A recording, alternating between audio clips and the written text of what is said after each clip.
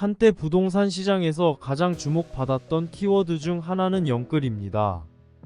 영혼까지 끌어모아 대출을 받아 부동산을 구입하는 이 현상은 높은 수익 가능성과 함께 큰 리스크를 내포하고 있습니다.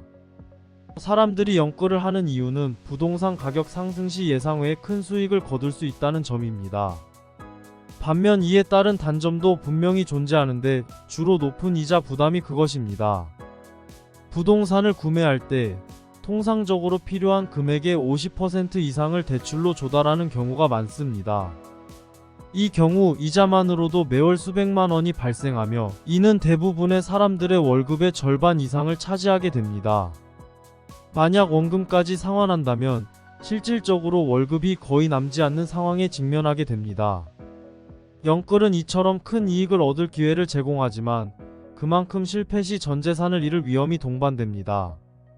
최근에는 이자를 갚지 못해 부동산이 경매로 넘어가는 사례가 급증하고 있습니다. 부동산을 담보로 한 대출에서 채무자가 원리금을 제때 갚지 못할 경우 채권자는 담보물을 경매에 붙이게 됩니다. 이러한 임의 경매의 수는 계속해서 증가하는 추세입니다. 실제로 지난 3월에는 아파트, 오피스텔, 다세대주택 등 집합 건물의 임의 경매 개시 결정 등기 신청 건수가 5,336건으로 집계되었습니다. 이는 전월 대비 20% 이상, 전년 동기 대비로는 무려 73% 증가한 수치입니다. 이런 상황은 대부분 부동산 구매를 위해 무리한 대출을 받은 뒤 그 대출을 갚지 못하는 사람들 때문에 발생합니다. 2021년 B씨는 서울 마포구에 위치한 24평 아파트를 15억 원에 매입했습니다. 이 아파트 구매를 위해 아파트 가격의 70%에 해당하는 10억 원을 담보 대출로 조달했고 추가로 신용대출 1억 원도 받았습니다. 당시의 대출 금리는 1%대였으나 매달 원리금으로 450만 원을 부담해야 했고 신용대출 이자로는 매달 30만 원에서 40만 원을 추가로 지출해야 했습니다. B씨는 당시 전국적인 부동산 가격 상승 추세와 서울의 인기 지역에 위치한 아파트라는 점에 큰 기대를 걸었습니다. 대한민국이 망하지 않는 한 반드시 가격이 오를 것이라는 확신 아래 아파트를 구매하게 되었습니다. 구매 후 1년 동안 보유하면서 아파트 가격은 실제로 상승해 구매가인 15억 원에서 16억 원을 넘어서며 1억 원의 차익을 기대할 수 있었습니다. 하지만 B씨의 기대와 달리 2022년에 들어서 아파트 가격은 급격히 하락해 10억 원까지 떨어졌습니다. 이로 인해 담보대출 10억 원과 신용대출 1억 원을 합친 11억 원의 부채에 비해 아파트 가치는 10억 원밖에 되지 않게 되었습니다. 이에 따라 투자한 현금 4억 원은 모두 사라졌고 지난 1년간 납부한 이자와 원금만 해도 6천만 원이 넘는 상황이었습니다. 이런 상황에서 B씨는 아파트를 팔지 못하고 계속 버티고 있는 중입니다. B씨의 월급은 전부 아파트 원리금 상환에 들어가고 있으며 그의 배우자가 버는 돈도 일부 대출 상환에 사용되고 있습니다. 그 결과 가족은 매우 어렵게 생활하고 있으며 이 사태는 B씨에게 심각한 재정적 위기를 초래했습니다. 이 사례는 부동산 시장의 불확실성과 과도한 레버리지가 개인 재정에 미칠 수 있는 심각한 영향을 잘 보여주고 있습니다. 현재 대한민국의 부동산 시장은 심각한 위기에 직면해 있습니다. 고금리가 장기화되고 부동산 시장이 침체되면서 많은 이들이 금융적으로 벼랑 끝으로 몰리고 있습니다. 이러한 상황은 특히 영끌로 부동산을 매입한 이들에게 치명적입니다.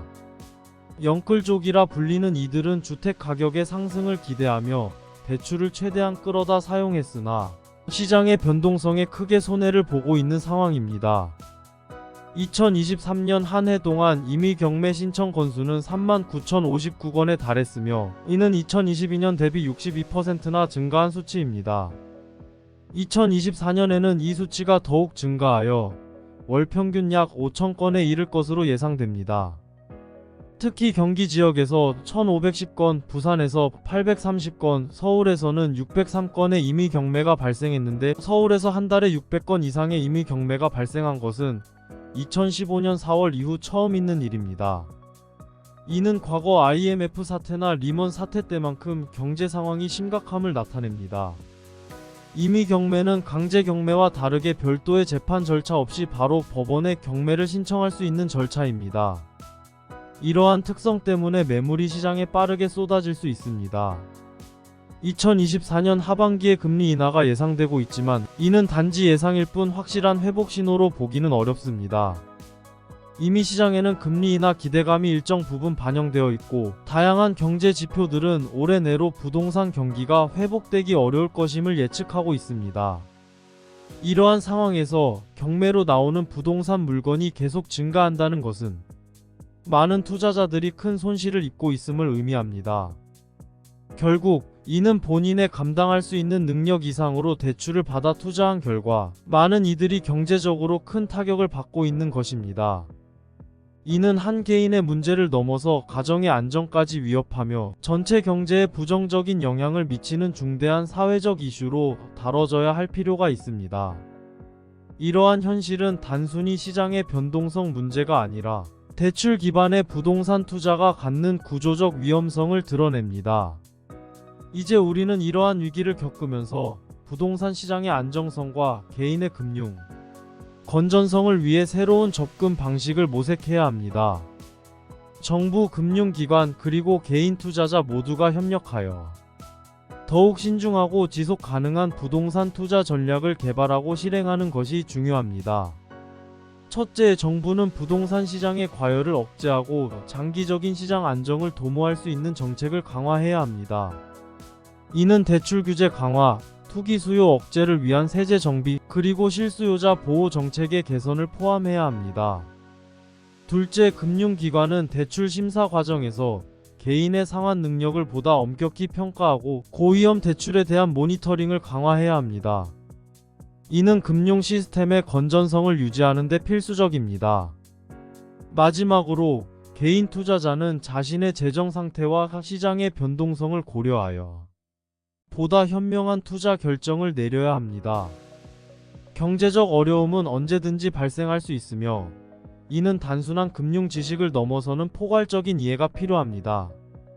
개인은 자신의 경제적 능력을 넘어서는 대출을 피하고 장기적인 안목으로 투자해야 합니다. 또한 모든 투자 결정은 충분한 정보와 사려 깊은 계획에 기반해야 합니다.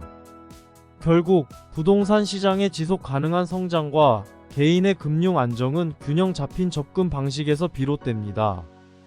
우리 모두가 이러한 균형을 이해하고 실행에 옮길 때 부동산 시장의 건강한 발전과 개인의 경제적 안정성을 동시에 달성할 수 있을 것입니다. 이는 단순한 경제적 이익을 넘어서 우리 사회의 전반적인 복리 향상을 위한 필수적인 단계입니다. 이번 영상은 여기까지입니다. 구독과 좋아요는 영상 제작에 큰 힘이 됩니다. 감사합니다.